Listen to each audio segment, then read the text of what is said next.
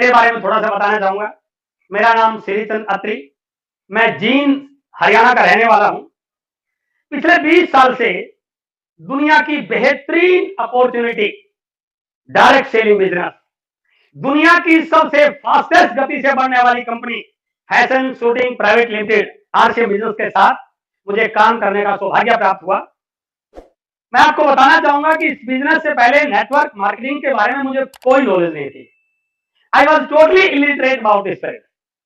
मैं नौकरी करता था हरियाणा शिक्षा विभाग में, गणित प्राध्यापक के पद पर मेरी नौकरी थी। मैथ लेक्चरर हरियाणा गवर्नमेंट में यह क्लास 2 सेकंड गजटेड पोस्ट है। इस पोस्ट पर मैं काम कर रहा था। 6 घंटे की मेरी नौकरी होती थी। 2 घंटे मुझे ड्यूटी पर आने जाने में लगते थे। लेकिन इसके अलावा भी मैं एक काम और कर रहा था। मेरे शहर का एक मैथमेटिक्स का कोचिंग सेंटर में चला रहा था, जहां पर मैं 6 बैच कोचिंग के लेता था। यानी कि 6 घंटे कोचिंग के, 6 घंटे ड्यूटी के और 2 घंटे ड्यूटी पर आने जाने में, और नेटवर्क मार्केटिंग की कोई नॉलेज नहीं। मैं आपसे एक चीज और बताना चाहूंगा कि आज मेरी हर बात आपके लिए एक मैसेज रहेगी। जैसा कल वत्सर बोल रहे थे, डायरी और पेन आपके पास होना चाहिए। एक बात आपकी मैसेज के लिए रहेगी। पहला मैसेज क्या है? यदि आप बहुत बिजी हैं तो ये मैसेज ले सकते हैं कि 14 घंटे काम करने के बाद भी सफायर बना जा सकता है। दूसरा मैसेज, मैं नेटवर्क मार्केटिंग के बारे में टोटली लिटरेट था। आपको शायद मेरे से ज्यादा जानकारी होगी, तो बिना जानकारी होने के बाद भी यदि सीखने की लगन हो, आगे बढ़ने की ललक हो, तो कुछ भी किया जा सकता है। और नेटवर्क मार्केटिंग के लिए ना समय था, ना जानकारी थी, ना नॉलेज थी। यह बिजनेस भीलवाड़ा से शुरू हुआ। भीलवाड़ा से चलते चलते जयपुर आया, जयपुर से चल के हरियाणा में रोहतक में आया, और रोहतक से चलते हुए जींद में आ गया, और जींद में आके मेरे पड़ोस में आ गया। मैं हाउस नंबर 2700 में रहता हूं, और यह बिजनेस हाउस नंबर 2701 में आ गया। और जिस व्यक्ति ने इस बिजनेस को ज्वाइन किया, ज्वाइन करने के बाद हर अपलाइन अपने डिस्ट्रीब्यूटर को एक सलाह देता है कि आप जिन जिन लोगों को जानते हैं उनकी लिस्ट बनाइए। मैं फिर रिपीट कर रहा हूं, जुड़ने वाला व्यक्ति हर अपने नए डिस्ट्रीब्यूटर को इस बात की राय देता है कि आप जिन जिन लोगों को जानते हैं उनकी लिस्ट बनाइए। बहुत सारे लोग तो इधर से सुना इधर से निकाल दिया। बहुत सारे लोग सोचते हैं लिस्ट तो क्या फायदा बनाने का, और बनाते भी हैं तो 4 बार ये सोचते हैं कि इसका नाम लिखूं या ना लिखूं, इसको जरूरत है या नहीं है, ये करेगा या नहीं करेगा, इसको पैसा चाहिए या नहीं चाहिए। बहुत सारी चीजें, ये दिमाग आपने नहीं लगाना। और जिस व्यक्ति ने ज्वाइन किया, उन्होंने एक लिस्ट बनाई, और मैं बहुत लकी हूं, परमात्मा का बहुत शुक्रिया अदा करता हूं कि जब वो लिस्ट बनाने लगे, उनके दिमाग में एक बार ये बात नहीं आई, ये लेक्चरर है, 6 घंटे कोचिंग के लेता है, ठीक ठाक पैसा कमा रहा है, अच्छी गवर्नमेंट जॉब पे है, इसका लिस्ट में नाम क्यों लिखें, इसको कहां जरूरत है। लेकिन उन्होंने मेरा नाम लिस्ट में लिखा। हेलो, यदि वो मेरा नाम लिस्ट में ना लिखते तो क्या आज मैं आपके सामने होता? नो। और मैं आपसे बताना चाहूंगा, यदि किसी व्यक्ति ने आपका नाम लिस्ट में लिखा है तो मेरे दोस्त, वो आपको इस बिजनेस का कामयाब इंसान बनाना चाहता है। कई बार हमें गलतफहमी हो जाती है, ये मेरे पीछे क्यों पड़ा है, और उन्होंने लिस्ट में मेरा नाम लिखा। और मैं आपको इस चैनल के माध्यम से बताना भी चाहता हूं, वो कोई और नहीं, हम सबके अपलाइन, हमारे डायमंड लीडर, नेटवर्क मार्केटिंग के बेताज बादशाह माननीय सुरेंद्र वत्स, उन्होंने मेरा नाम लिखा। और एक दिन मिलते मिलते उन लिस्ट के लोगों से मेरे पास आ गए। मैं कोचिंग दे रहा था, मेरा बैच बैठा हुआ था मेरे सामने, और जैसे मुझे पता चला वत्स मिलने के लिए आए हैं, तो मैं बच्चों को बोल गया कि बस 2 मिनट रुकिए, कोई मिलने आया है। और जैसे मैं उनको मिलने के लिए आया, तो वत्स ने कॉपी पेन निकाला और टक टक टक टक टक प्लान दिखाना शुरू किया। और जैसे प्लान दिखाना शुरू किया, मैं समझ गया कि मामला कोई और ही है, लंबा मामला चलने वाला है। मैंने 2 मिनट में ही वत्स को बोला कि आप रुकिए, ये बताइए क्या करना है। उन्होंने बताया बहुत बड़ा बिजनेस आया है जिसमें बहुत कुछ मिल सकता है। मैंने कहा बहुत अच्छा है, लेकिन इसको करने के लिए क्या करना पड़ता है? तब उन्होंने कहा इसको करने के लिए आपको 5 पेन खरीदनी है। मैं बिना टाइम लगाए, मैं बिना तर्क वितर्क किए, मैंने बिना कोई आर्गुमेंट किए तुरंत फॉर्म पे साइन कर दिया और कह दिया आई एम रेडी। सुनिए आप इस बात को, मैंने तुरंत बोल दिया आई एम रेडी। मैंने इसलिए नहीं बोला कि मैं बिजनेस करना चाहता था, नो, मैंने इसलिए बोला कि यदि मैं ज्यादा तर्क वितर्क करूंगा तो मेरा कोचिंग सेंटर का एक बैच खराब हो जाएगा। और मैंने ज्वाइन किया। ज्वाइन करने के बाद वो अपने घर और मैं अपने घर, और मैं भूल चुका था कि मैंने किसी बिजनेस को साइन किया है। और मैं अपने 20 साल के अनुभव के आधार पर यह कह सकता हूं कि 70 से 80% लोगों की ज्वाइनिंग ऐसे ही होती है। कोई ऑब्लिगेशन में होती है, कोई सामने वाले को ऑब्लाइज करने के लिए होती है, कोई मित्र प्यारा होता है, मना नहीं कर सकते, जैसा भी होती है। ज्वाइनिंग करने का तरीका ये बिल्कुल हो सकता है, लेकिन किसी व्यक्ति को एक्टिव करने का तरीका ऐसा नहीं है, क्योंकि बहुत सारे परफेक्ट लीडर हैं, उनको पता था, सिर्फ ज्वाइनिंग हुई है। किसी व्यक्ति को यदि आपको एक्टिव करना है तो एक्टिव करने का एक ही तरीका है, उसको किसी मीटिंग में लेके जाइए। चाहे वो मीटिंग सेमिनार पहले हॉल में हो रहा था, या आज हमारी यूट्यूब लाइव सेमिनार हो रही है, वेबिनार हो रहा है। और जींद में एक मीटिंग हुई बुलबुल होटल में। उस होटल में मुझे ले जाया गया। संडे का दिन वो होता था, उस मीटिंग में मुझे ले जाया गया। इस शब्द को भी नोट कीजिए आप। मैं गया नहीं, मुझे ले जाया गया। कहने का मतलब क्या है? नया व्यक्ति जाता नहीं है, उसको ले जाया जाता है। और यदि आपने मेरी पहली किताब सोच बदलो सितारे बदलेंगे वो पढ़ी है, उसमें मैंने इस बात का उल्लेख किया है कि एक होता है मीटिंग में जाने वाला और एक होता है मीटिंग में ले जाने वाला। दो पार्टी है, जाने वाला और ले जाने वाला। और इसको नोट कीजिए आप, यदि ले जाने वाला कमजोर है तो जाने वाला कभी जाएगा ही नहीं, और यदि ले जाने वाला मजबूत है तो जाने वाला 100% जाएगा। और उस किताब में मैंने क्या बोला? एक घोड़ी होती है, एक घुड़सवार होता है। यदि घुड़सवार कमजोर है तो घोड़ी वहां जाएगी जहां घोड़ी जाना चाहती है, लेकिन यदि घुड़सवार मजबूत है तो घोड़ी वहां जाएगी जहां घुड़सवार जाना चाहता है। और यदि ले जाने वाला मजबूत है, आप कितना भी बहाना बनाओ, कितने तर्क वितर्क करो, उसके पास कोई ना कोई ऐसा लॉजिक होता है, वो आपको लेके जाता है। प्यार से लेके जाए, किसी और तरह से लेके जाए, बाइक पे बैठा के लेके जाए, बांध के लेके जाए, उसको लेके जाता है। और मुझे उस मीटिंग में ले जाया गया। मेरा कोई इंटरेस्ट नहीं था। मीटिंग चलती रही। मैं घड़ी देख रहा बार बार कि कब मीटिंग खत्म हो। एक दिन संडे का खाली होता है और वो सामने खराब कर दिया। आज बाजार में जाते, पिकनिक करते, टीवी पे फिल्म देखते, बच्चों के साथ बातचीत करते, और मीटिंग चलती गई चलती गई। लेकिन दोस्तों, मीटिंग के लास्ट के 2-3 मिनट मेरी जिंदगी के टर्निंग पॉइंट बनने वाले बने। उन चीजों को मैंने अपने प्रोफेशनल कैरियर में, अपने एजुकेशनल कैरियर में, अपने सोशल बैकग्राउंड में किसी से उनके बारे में सुना नहीं था। मीटिंग के लास्ट के कुछ मिनट में एक वाकया मुझे दिखाया गया, एक बात मुझे बताई गई। आप जो भी काम कर रहे हैं, उस काम से आपके घर पे जो इनकम आ रही है वो 2 प्रकार की है। पहली बार सुना था, वो 2 प्रकार की इनकम है। One is active income and the second is passive income. मैं एकदम हैरान कि ये कौन सी इनकम आ गई।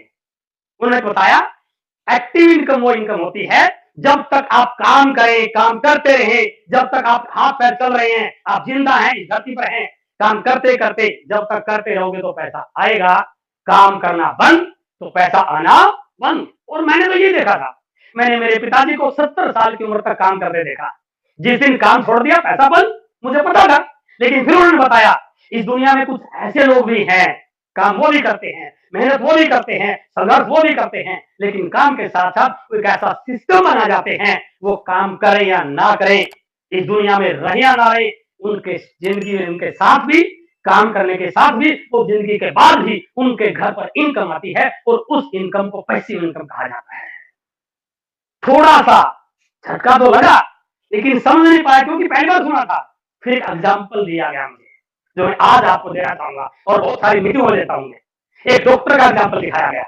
एक बहुत बड़े डॉक्टर, हार्ट के पेशेंट को ठीक करने वाले डॉक्टर, बहुत काबिल डॉक्टर, बड़ी सी डिग्री, उनके बारे में यह प्रचार था, यदि कोई व्यक्ति ठीक ठाक सांस चलते उसके क्लिनिक पे आ जाए, उनको मरने देते, इतने काबिल डॉक्टर। एक दिन किसी हार्ट के पेशेंट का, हार्ट का ऑपरेशन करने के बाद घर जाने की तैयारी में, उनका ड्राइवर उनकी गाड़ी उनका इंतजार कर रहा, और जैसे ही डॉक्टर साहब टक टक टक टक बाहर निकले, ड्राइवर ने भाग के खिड़की खोली, दरवाजा खोला, और डॉक्टर साहब अंदर बैठ गए। और जैसे डॉक्टर साहब अंदर बैठे, ड्राइवर ने दरवाजा जोर से बंद कर दिया। और जैसे ही दरवाजा बंद हुआ, डॉक्टर साहब जोर से चिल्लाए, अरे यार मर गया। ड्राइवर घबरा गया, क्या उसने तुरंत खिड़की खोली और क्या देखता है, डॉक्टर साहब के हाथ से खून निकल रहा है। उसने तुरंत डॉक्टर साहब को नीचे उतारा, वापिस क्लिनिक के अंदर लेके गया। भागे भागे कई डॉक्टर आए, 5-7 मिनट मुआयना किया, देखा, और देखने के बाद ये बताया गया दाएं हाथ की उंगली बिल्कुल डैमेज हो गई है, कार की खिड़की बहुत तेज से बंद हो गई है, उसने इस उंगली को इतना डैमेज कर दिया है, अब केवल एक ही तरीका है, इस उंगली को काटना पड़ेगा, केवल एक ही उपचार है। और 10-20 मिनट आधा घंटे के ऑपरेशन के बाद उस उंगली को काट दिया जाता है। आप समझिए, एक छोटी सी लापरवाही, एक छोटी सी दुर्घटना, अब क्या वो डॉक्टर साहब बिना उंगली के ऑपरेशन कर पाएंगे? नो। डॉक्टर वही, डिग्री वही, काबिलियत वही, हुनर वही, लेकिन एक छोटी सी घटना ने उस डॉक्टर को जीरो पे लाके खड़ा कर दिया। और उस दिन ये आरसीएम का बिजनेस मुझे समझ में आ गया।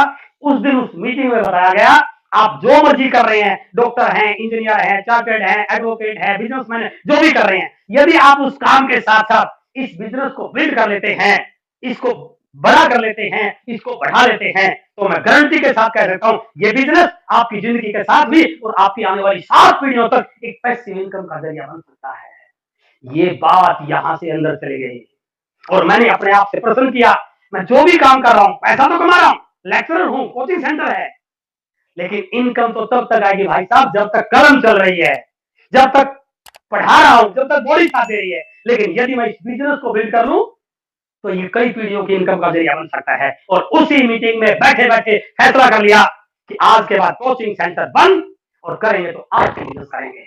I was very excited. Meeting खत्म हुई, मैं घर आया, बड़े एक्साइटमेंट में घर आया, और जब आप एक्साइटेड होते हैं तो अपनी बात को बिल्कुल शेयर करते हैं। और मैं घर आया तो घर आते ही बैल बजाई, बच्चे छोटे थे उस समय, 20 साल पहले की बात है। मैडम ने दरवाजा खोला और जैसे दरवाजा खोला आई वॉज वेरी एक्साइटेड, और मैंने कहा आज तो मजा आ गया, और सबने क्या जोर का बिजनेस बताया है। मैं बड़े जोर जोर से बोल रहा, एक्साइटमेंट में बोल रहा, और मैडम मेरी तरफ घूर घूर के देख रही, क्या ये बंदा 2 घंटे पहले गया तो ठीक ठाक था। उन्होंने कहा आप ठीक तो हैं? मैंने कहा okay, I am okay, I am fine, लेकिन सुनिए बिजनेस क्या है। मैंने बिजनेस की पूरी कहानी उनको बताई, और जैसे ही मेरी बात खत्म हुई मुझे लगा शायद इनको भी समझ में आ गया, और मैंने उनसे पूछा आपको कैसा लगा है बिजनेस। हेलो, मैंने उनसे पूछा आपको कैसा लगा है बिजनेस, और आप सुनकर ताजुब करेंगे, दंग रह जाएंगे। और जैसे मैंने उनका रिस्पॉन्स जाना, उन्होंने झपाक से उत्तर दिया, मैं तो आपको बड़ा समझदार समझते थे। मैसेज क्या है, आप भले ही कितने भी अक्सर यदि अपने उस काम की चर्चा किसी ऐसे व्यक्ति के साथ करते हैं जिसको उस काम के बारे में कुछ पता नहीं है, तो दोस्तों आपको रिप्लाई ऐसा ही मिलेगा। अब आपका यहां पर 2 सिचुएशन क्रिएट हो जाती हैं। क्या? एक तो वो उस व्यक्ति की बात मान लो जिसको इस बिजनेस की एबीसीडी पता नहीं है, तुरंत उसी काम में घुस जाओ जो आप पहले कर रहे हैं। और या एक उस व्यक्ति की बात मान लो जो वहां पर चिल्ला चिल्ला कर बोल रहा था, जिसके पास एक एग्जाम्पल था कि यदि आप इस बिजनेस को बिल्ड करते हैं, 2, 4, 5 साल 10 साल लगा देते हैं, ये आपकी कई पुस्तकों की इनकम का जरिया बन सकता है। मेरे सामने भी असमंजस था, लेकिन मैंने तुरंत फैसला किया कि मैं इस बिजनेस को करूंगा।